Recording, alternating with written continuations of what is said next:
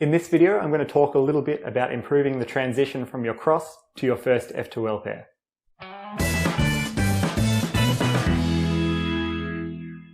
So as you start out learning F2L, you might notice that the transition time between your cross and solving your F2L pair is quite long.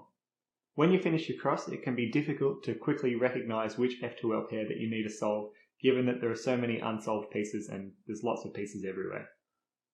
So in order to reduce these large pauses in between your cross and F2L, we're going to try and track F2L pieces throughout your cross. So once you get more comfortable solving your cross, you can track, a corner or an edge as you solve the last one or two pieces of your cross. So here's an example where we need to put this white and red edge down here by doing an R2. Now, we obviously know that all we need to do to solve this is do an R2, so there's no point actually looking at this cross edge.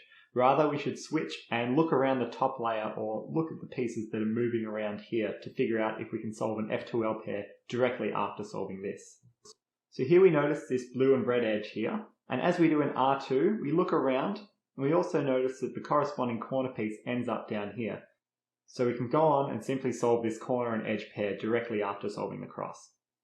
This won't be easy, and the key thing here is to be very confident in solving your cross edges without looking at them so that you can look elsewhere and try and identify F2L pairs.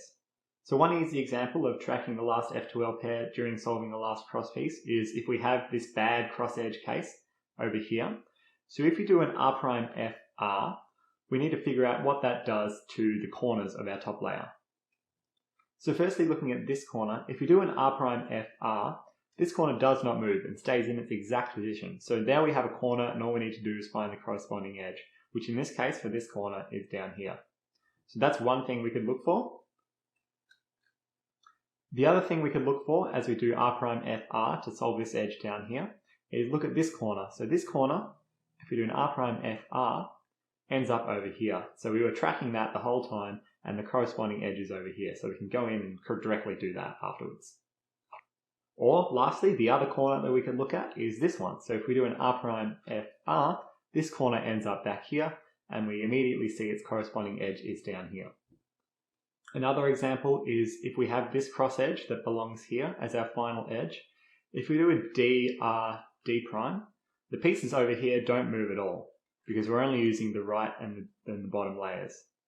So if we look at this corner, we know that it stays fixed, and all we need to do is, as we're doing those moves, the dR_D' to insert this edge, try and look for the corresponding edge that matches up with this corner, in which case, as we do that, it ends up over here. It can often be easy to spot the corner pieces with your cross color on them, as opposed to edge pieces which belong in the middle layer.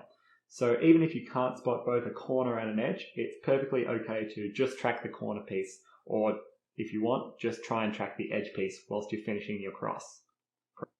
As you practice this more and more, the transition time between your cross and your first F2L pair will get a lot faster.